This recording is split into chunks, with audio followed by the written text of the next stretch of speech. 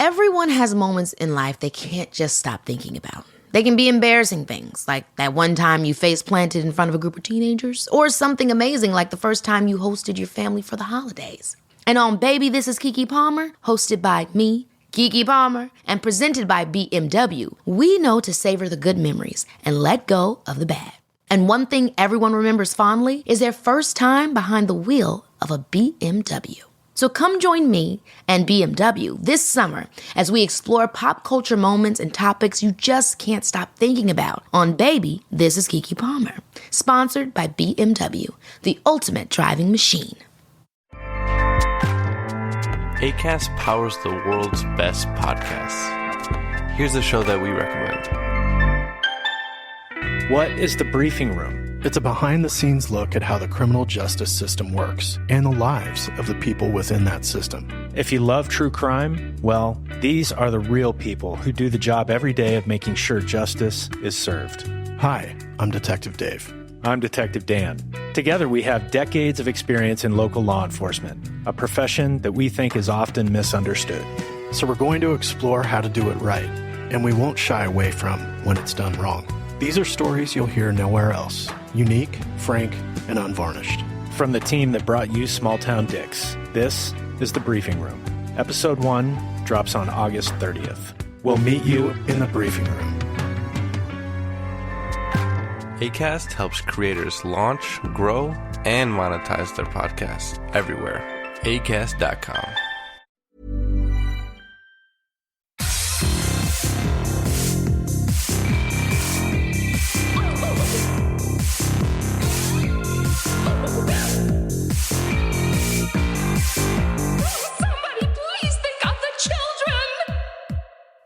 And welcome back to Little Cuts, our weekly minisode where we dig into the things that we've been watching recently. I am Terry. And I'm Mary Beth. And this week we're talking about vampire anime, bisexual murderers, a not horror movie that's totally a horror movie, a masterpiece, and then we don our magic glasses to see some ghosts in Thir13en. Yes! I couldn't stop thinking about that when I was watching. So before we do talk about movies, there's something I think you need to know about me, Mary Beth. Oh? I don't know if it's apparent yet. I'm gay. Holy shit, Terry. Thank you for know. telling me. It really... I know. Thank you. And rumor has it that you're also queer? Yeah. I'm bisexual. Yeah. I like it, the ladies and the dudes. And everyone in between. I like it to everyone. This is Pride Month. Yeah. So it's almost homophobic if we don't get reviews. Yes, it is homophobic. I have declared it homophobic. Review us, bitch. It has been it has been like a little over a month since we had our last review, and not to harp on it, but reviews are really important. And I know some people, once we get to the very end, tail end of the episode, people just naturally leave. I leave too before everyone finishes talking about their outros, so you might not see us talk about it, but please review, rate, and subscribe, because it does help us out. It does. A lot. I know, and y'all it's Pride love Month. us. It's Pride Month. So celebrate your queer creators. Thank you. Please do. Because we're both gay. That'd be cool. Okay, so let's pivot from that to bisexual murderers? Yes. Question mark? So, okay. I watched May. Yeah. It is for my other podcast, Watch Once, Never Again, which is out now, that episode. But I had to bring up May on this podcast. One, to be a shameless plug, but also because, holy shit, that movie is phenomenal. It's so good. It's so weird. And Angela Bettis is so fucking good. Angela Bettis, right? Yeah. As May. And it's interesting calling it a bisexual horror movie in that, like, it is obviously she has a sexual relationship with a man and a woman, but I have a lot of thoughts about if she's actually bisexual or if she's being manipulated. So it's interesting. I'm not sure yet. I'm not sure how I feel about it quite yet, but it definitely is bisexual. Like, I feel the bisexual vibes from that movie. A lot of people have claimed it is bisexual for sure. Yeah, which I love because bisexuality is like not really seen in a lot of horror or in general in media, because biphobia and thinking that bisexuality is not real and that it's a phase. So it's really sure. Yay. So it's really nice to see a film that really embraces that and doesn't make it like a spectacle or like brings a lot of attention to it. It's just like there's queer characters and they're just queer. It's not like some coming out moment or some like big thing that is made like, oh my God, they're gay. It's their central identity. So I really love that movie. Lucky McKee makes some fucking weird films like The Woman, which holy shit, watched that movie and didn't expect any of that. But I really like his films and I really am so glad I finally watched May. I know a lot of people have been saying that I needed to watch it and that I'd really love it. And I did. It's fucking crazy. The ending is wild. She makes a human doll, Frankenstein style, out of like all the people that have wronged her. And it's just great. I get Excision. I see Excision, like how Excision probably drew some inspiration from it. And I always love when a male director can so carefully create female characters and like their experiences. Because it's just, you know, I don't think men can't do that. But, you know, there's sometimes very troubling representations of female characters.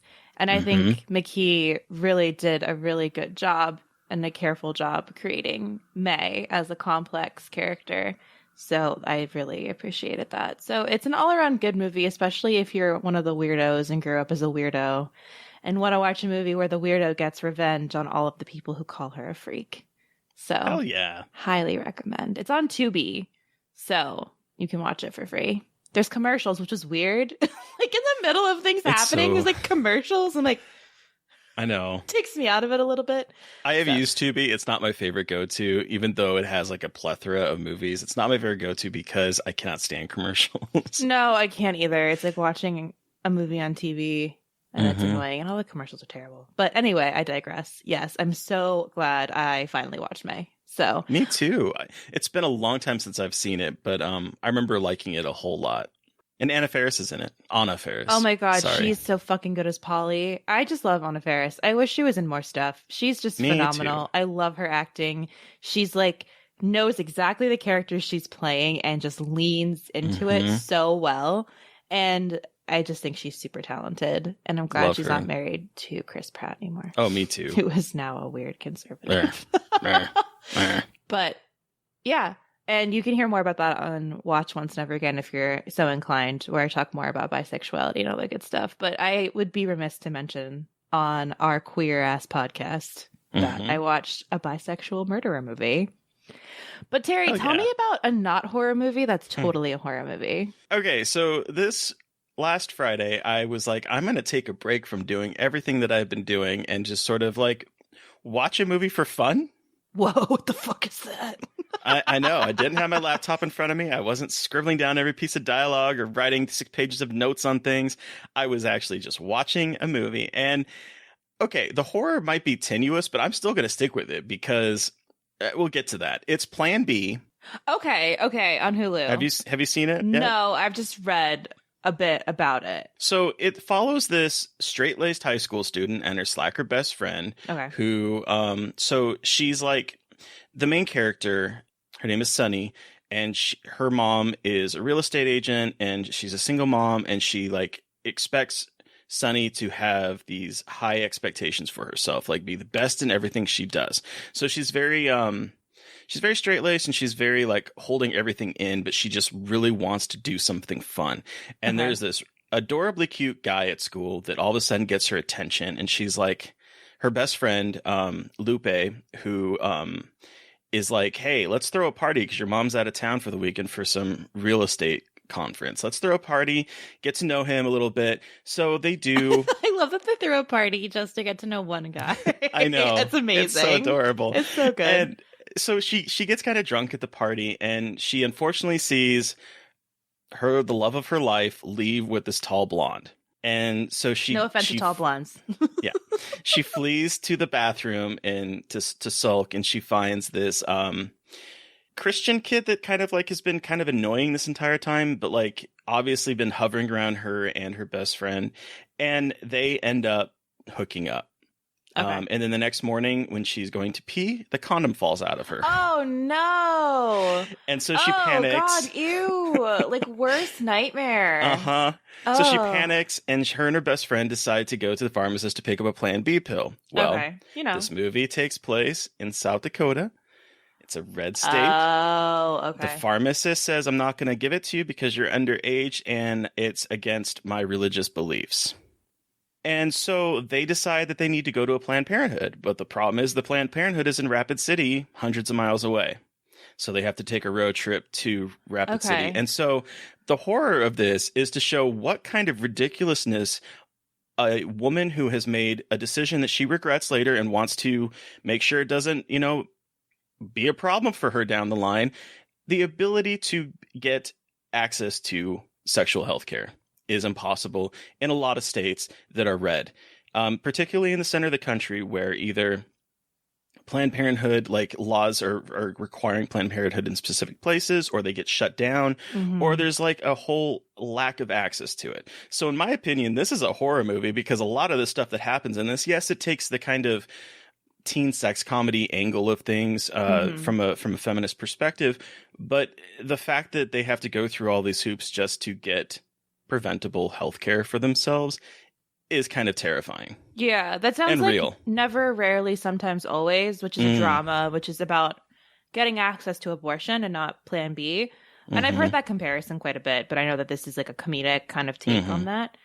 But I see that, though. It is ridiculous about how hard it is to get contraceptive, like healthcare. Like being honest, I had to get Plan B once when I was in high school, and I had to have someone who was older than me go, and you had to be 18 or older to buy it. And it's also like prohibitively expensive for teenagers. Like $100, which is like a fortune. That's a lot for me now, but it's like a fortune for young girls like that. And like, we all make fucking mistakes in high school. Like, it happens. And even if it's not even if it's with your boyfriend, like sometimes it just happens, and it shouldn't. It just is baffling to me that it's like, oh no, you should get pregnant, when it's like this person does not want to have a baby and is not equipped to have a baby. So like, why don't you give her the choice? But that's my rant about Plan B and how like it's ridiculously hard and you have to like ask permission, and it's so fucking embarrassing sometimes. Like, people shame the shit out of you, depending on the pharmacist. But like, that was the other angle of this, is that she is Indian and the pharmacist is also Indian. So she walks in and she's like, Indian mafia, because like she's like we're in such a small place that all Indian people will know each other because it's a small community, especially in like a rural place like South Dakota. And so there's that aspect of it too, where she is like, she's a straight A student. She's all this kind of stuff. She has like her career goals like plotted out for her. And then there's this minor roadblock because of a mistake that she made. And like, so also, it's like, well, and also like, that's the thing. People who are like, more like nerdy or successful straight A students, they also make mistakes and need Plan B. We all have sex. Yeah.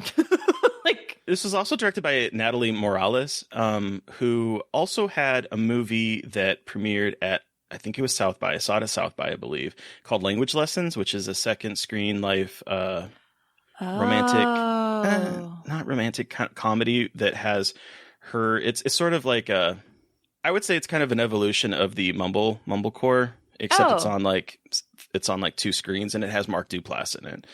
Oh, yes. Okay. I remember hearing about that movie. Really good. Last year, right? Actually, no. I think it was South by this year. Maybe it premiered somewhere. I thought it was premiering at South by. I think it was this year. Was South by this year?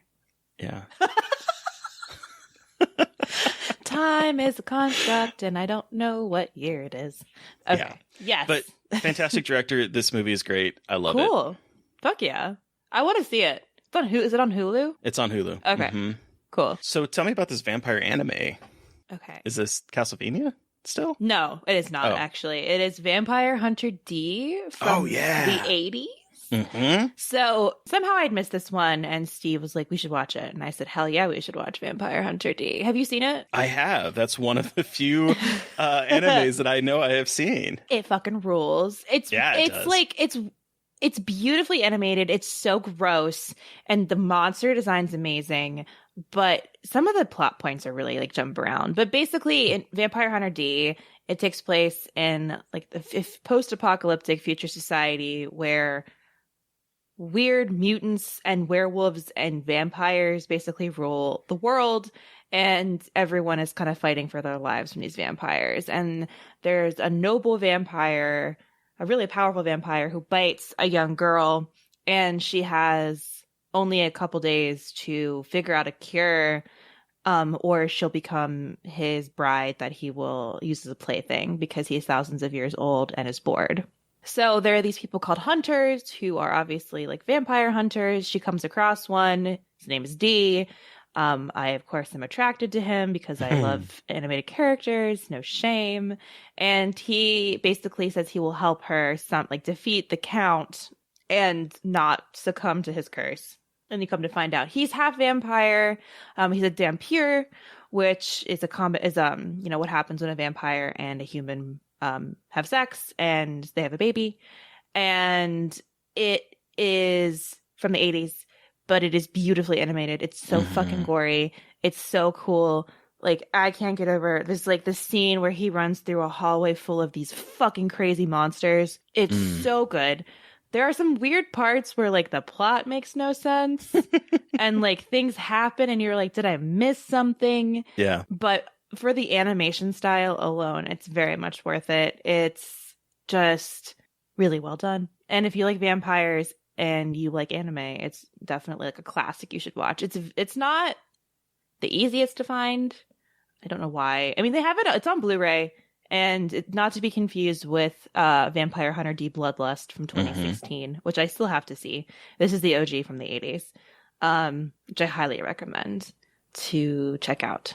Even if you're not an anime fan, like, it's just a really great piece of vampire media and a really interesting look at the vampire lore. Yeah, and it came out at that time when like vampires were popping in the 80s on the American side. So it's always interesting to see how other cultures were doing vampires at a specific time period. And it's been, again, a long time since I've seen this. I think probably 2000-ish or earlier was when I saw it. But I remember really liking this one. So I'm glad it's kind of held up. It definitely has. I think so. And I mean, I'm a huge anime person, but I still think you'd enjoy it. It's a movie and it's like pretty short, self-contained. So it's like 80 minutes, I think, right? Yeah, it's pretty short and they really pack a lot in there. So yeah. Highly, highly recommend it. Okay, so what is this masterpiece? Oh my God, Mary Beth. I did not know what I was in for when I sat down to watch Alejandro Jodorowsky's Santa Sangre. Oh my God, I need to watch it so bad. Holy shit, this movie. I don't really know exactly what to say about it. Like, my notes are opens with a naked man in a tree in a cell, and the doctor's trying to get him to eat like a human, but all he wants to eat is a raw fish. And then we're cut to him as a kid, and he was a circus performer, and his mother is running a cult on the side that is hustle culture, running cults on the side. That is worshiping she's dead, but a young girl who was attacked by her brothers. They cut off her arms and raped her and left her in a pile of blood, and she died. And that has become the patron saint of the Santa Sangre religious cult. That's a lot. An elephant later on is one of the elephants of the circus performer gets sick and starts vomiting blood up through its trunk and then dies and is carried out through town and then dumped over a cliff where it is torn apart by people at the bottom of the cliff. Sorry, it's just like imagining people being like, "All hail the sky elephant." Yes. They tumble it off the cliff and then they just start ripping the flesh off of it. And this is only in like the first 30 minutes of the film. And it's a 2-hour-long movie. And it turns into a giallo. And there's a lot of psychosexual type stuff in there. Oedipal complex stuff with him and his mom, who also gets her arms chopped off. There's a lot going on here, Mary Beth. And I was like watching this going, I don't know how I'm going to talk about this. I don't know if a lot of people love this movie. I'm like, I don't know if this movie is good or not. And then it gets to the end and I'm like, oh, no, this movie is great. Fuck yeah. This movie is fucking fantastic. And okay. I don't really know how to talk about it. I will say that the Severin 4K Blu-ray ultra high def Blu-ray restoration of this is fucking gorgeous.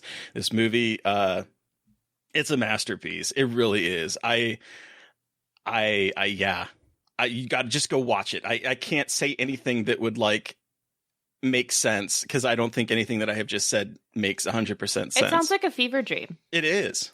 Well, and I've never actually watched any Jodorowsky, but I know... No, I haven't either. Or Jodorowsky, but I also know that all of his movies are like a fever dream, basically. Like Holy Mountain is the one that a lot of people talk about. But like, is it visually stunning? Because I know that a lot of his movies are like gorgeous. It's gorgeous, and you can definitely tell. Like the movie was co-written by Claudio Argento, who is the brother of Dario Argento.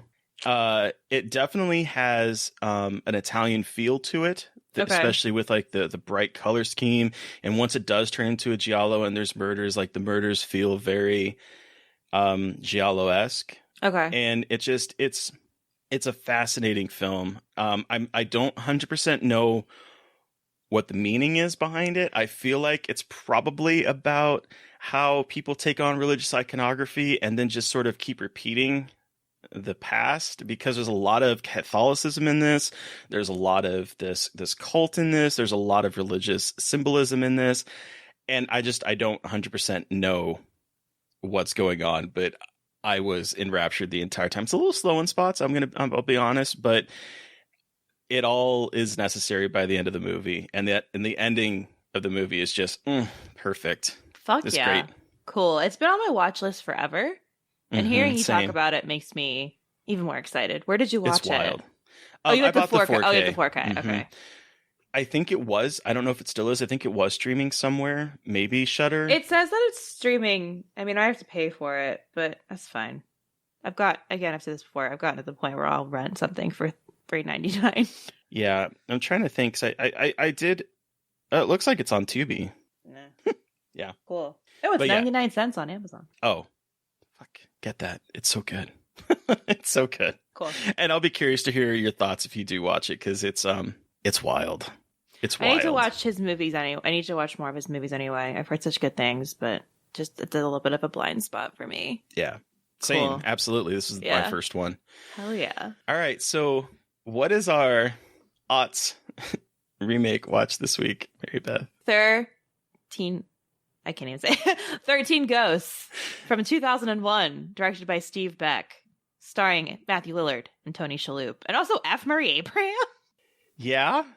And J.R. Bourne, who I know. I have no idea who that is. From Teen Wolf. And let me tell you, this is a man that definitely got hotter once he got older, because him in Teen Wolf is giving me daddy vibes, and like he was very attractive in that movie. I don't think he's as attractive as this one. He's the lawyer. I don't think he's as attractive in this movie. He's definitely someone that has aged like a fine wine. Cool. So what did you think about this movie? Oh, sorry. Oh, and Beth Davids, who played Miss Honey in Matilda, is also in this. She is Kalina. Matilda was like a staple for me growing up. I love that movie. It's based on a Roald Dahl book. And she is like the very sweet teacher who teaches Matilda and like teaches her what it means to have like a caring person in her life. But it's very strange seeing her with like a nose piercing running around this glass house. It also has Shannon Elizabeth in it, who proves that she's not the greatest of an actress. No. This didn't hold up the way I thought it would. Oh, no. It did not age like a fine wine. It kind of aged like a cheese that's not supposed to age. Yeah. Oops. I did not like this watch at all. I had fun-ish, but I forgot that like there's like it feels like there's a lot of lore, but you don't really learn that much about it. Like No. there's 13 ghosts, but you don't really learn about most of them. It's like, oh, by the way, there's 12 of them. Here's like, there's a couple where I'm like, who the fuck are they? Like the old lady, the weird mother-son creepy ghost. There's a few of them where I'm like, why are they even in this movie? Like you never see them. All they focus on is the naked lady. Of course they do. Of course they do. And I would love some explanations about why they look the way they do. Like, why does the guy covered in like railroad spikes? Oh, mm-hmm. Like, why does he look like that? What's the context? I just wanted so much more out of it in terms of like any kind of explanation. I think that in order to get that explanation, you have to buy the Blu-ray and watch the behind-the-scenes featurettes, which, because I believe, if I'm not mistaken, they have one for each ghost that goes into the history like of each ghost. I know. That isn't in the movie. My problem, I guess, and you said this movie's fun, and I can grant you that. However, my problem is, as I was watching this, I kept thinking, okay, a big, creepy house, really nice production design, a bad guy who is dead, quote unquote, and then comes back to life, a duplicitous woman.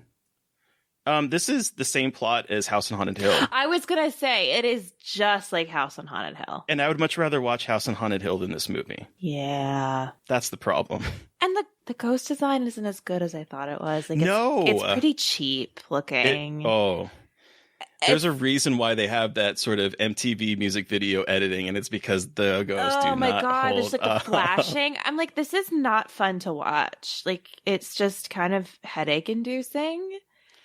And like, I liked the part that everyone knows about when, you know, the bathroom scene where the naked woman is in the bathtub and it like flashes the blood and says, "I'm sorry."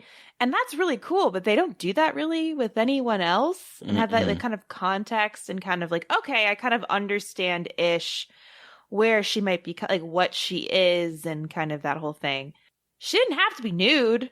No. That was weird. Yeah, it was kind of gross. But happy 2001, everybody. It's like it was cool. Like, it's like all the money was spent on the production design with this glass house that it's literally all glass. Like the walls, the floors. It's wild. All I kept thinking as I was watching this also, no fault to the movie itself, it's just the way my brain is wired, is there's an episode of 30 Rock in which Jenna is creating her own obituary. And so she's listing through her accomplishments, and she's like, 2-time Tony Shalhoub sex partner. So I just, every time the Tony Shalhoub was on screen, I just wanted to go, 2-time Tony Shalhoub sex partner. And I kept saying that over and over to myself because that's how my brain is wired. It wasn't even good in this movie. No. I did like Matthew Lillard, but because I have a soft spot in my heart for Matthew Lillard. Yeah, it's Matthew Lillard. And he's the best. For sure. But I also wish this movie was gorier. I feel like I remember it being gorier, but there really is only like one really gory moment in the beginning when the lawyer is killed in the doors and he's split in half. Yeah, that vivisection, I guess as we could call it, is fantastic. It's fantastic. I wanted more of that. Mm-hmm. I feel like the scene with the jackal was kind of cool-ish. But I also thought the jackal was more in the movie. They're like, once the jackal's here, you have to run. So you like made it feel like the jackal was going to be this like big plot point, and they build it up. And I was like, which one is the jackal? But also at the beginning, there's this huge set piece in like a junkyard where they capture a ghost, and that's the Juggernaut. And I was like, oh, he's going to be the big bad guy because he kills all of these people. There's 40 victims here. 9 when he was alive. He's added more since then. And like, that was a whole other fucking thing that I did not understand. And they capture him. And I was like, oh, okay. So he's going to be like the bad ghost. He's barely in it. There's just a lot of weird choices. It's like he just kind of took a bunch of ideas and pieced them together and tried to make them cohesive, but weren't successful. My other question that I had watching this is, in the beginning, in the like sort of fairy tale camera turning where they do that echoey voice because everything is in the past when everything was happy. And then we see all of a sudden there's all these late bills and things are past due and all that stuff. So they live in this cramped apartment. Everything is past due. They don't have any money, and yet they can afford a nanny. I did love her, though. Oh, she was the best part of this movie. Hysterical. She was the best part. Raw Digga. Yeah, I also thought they didn't kill her. Wasn't like a stereotypical like token black character who's killed, and she's just like, fuck this. Instrumental to them surviving. Right? Exactly. Very funny.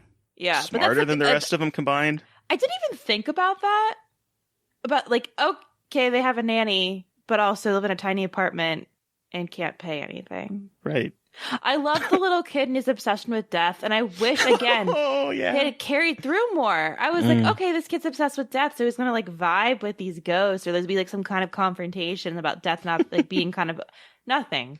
It's like they build all these things up for like potentially cool things, and then nothing happens. There's no follow through. No, it's frustrating. None whatsoever. I don't know. I think I just like the way it looked when I first saw it a long time ago. I mean, the production design is obviously gorgeous. The house, I don't think I could ever live in there because I like my privacy and everything is so. But like, the glass it was floor in the cool. bathroom. I'm like, you don't need to. You don't need to see that. No, but it was cool. Like the design was really cool, and that was fascinating. Also, like that shit always scares me when it's like a house and all of the walls and shit change on like a timer. I remember you saying that the houses that are like what you said that are impossibly long or whatever, but that kind of that you can get kind of lost in. And this is definitely like a maze. Like it wouldn't be fun to live in. No, I guess Also, you'd think it would be a little bit harder to let out the ghosts out of their little glass boxes. I might have been not paying attention at that part, but I'm not 100% sure how the lawyer accidentally let him out. It was like they were on that 3 pedals that somehow control everything, and he lifted the money off of it, and that triggered them, which made I'm like, was that a trap? I missed that part. Was that an accident? Like, I wasn't clear. I had read it as a trap, but I was like, but that doesn't make any sense. I don't know. So that was like he lifted it off, and like it took all the pressure off these pedals. 3 pedals that somehow controlled and kept all of the ghosts in their cubes. I also, this was a lot of work to go through to see the future, I think. Was that the end goal? I just remember them saying the most powerful man on the planet. I guess it was seeing the future, but like, this made me think about how like, what's it like to have so much money that you're so bored that you're like, like all of these movies are like rich people, like, I'm fucking bored. So let me just like develop a casual hobby with the occult, capture these ghosts, and fuck around. Like, what? What? Damn. Get a hobby. That doesn't involve this. I don't know. I was thinking about that. I'm like, it's always a fucking old white dude who's bored. And it's like, might as well use all my money that I'm not using on anything else. That's going to be like on the epitaph of the world. A white man that's bored with a lot of money. Oops. Literally. World's dead. Yep. So that was that. I mean, I'm glad I rewatched it. Now I know. Yeah. But this one did not hold up, though. It didn't hold up to me. Ugh. Was not a fan. No. But on a lighter note and a better note, who are we talking to on Monday, Mary Beth? We are talking to writer Jessica Scott, and we are talking about the phenomenal April Fool's Day. Which talk is about also bisexuals and not a horror movie, but also a horror movie. Oh, it's so good. And if you haven't... one brain cell. If you haven't seen it before the episode, highly recommend you watch it because we will spoil it, and you should experience it before you hear us talk about it, in my opinion. And it's not too difficult to find. Yeah, I'm always one of those that's like I'm not beholden to plot and spoilers and whatnot, because it's more about how you get there, not what happened. But I will say that this movie is predicated on not really knowing the plot, and I think you'll have a lot more fun not knowing it, and it's playing on Prime. So if you need something to watch this weekend, make sure to watch that before our conversation. And I didn't know anything about it, so you'll hear my reactions to knowing nothing about it and going in completely unaware of these twists, and it's so fun. So, very excited. Yeah. And kind of jumping off of that, what are we talking about next week for our aughts journey? The director of April Fool's Day also directed a 1979 film called When a Stranger Calls. So we are going to watch that because, again, Mary Beth does not know how that movie turns out. So we're going to watch that, and then we're going to watch the 2006 remake, which I'm not really sure how that's going to pan out. But so context of that 2006 remake, I liked it in 2006 when I was a babysitter and it scared the shit out of me. But I did not have the context and I was a teenager.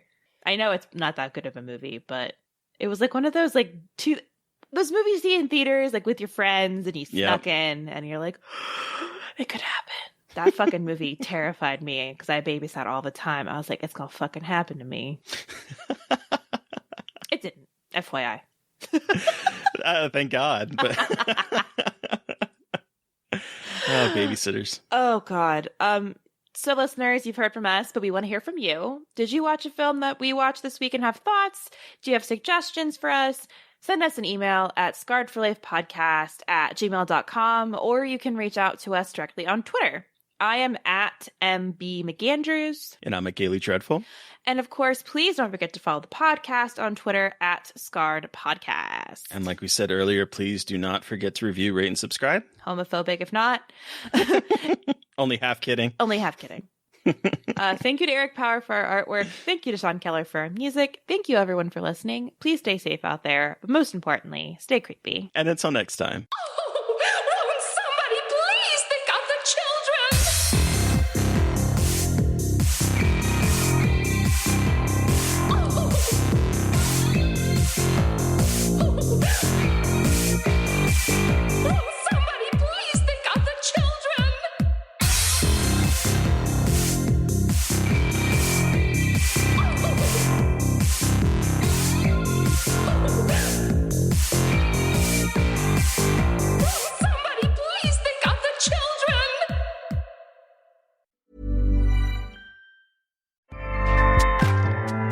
Acast powers the world's best podcasts. Here's a show that we recommend. What is The Briefing Room? It's a behind-the-scenes look at how the criminal justice system works and the lives of the people within that system. If you love true crime, well, these are the real people who do the job every day of making sure justice is served. Hi, I'm Detective Dave. I'm Detective Dan. Together, we have decades of experience in local law enforcement, a profession that we think is often misunderstood. So we're going to explore how to do it right, and we won't shy away from when it's done wrong. These are stories you'll hear nowhere else. Unique, frank, and unvarnished. From the team that brought you Small Town Dicks, this is The Briefing Room. Episode 1 drops on August 30th. We'll meet you in the briefing room. Acast helps creators launch, grow, and monetize their podcasts everywhere. Acast.com.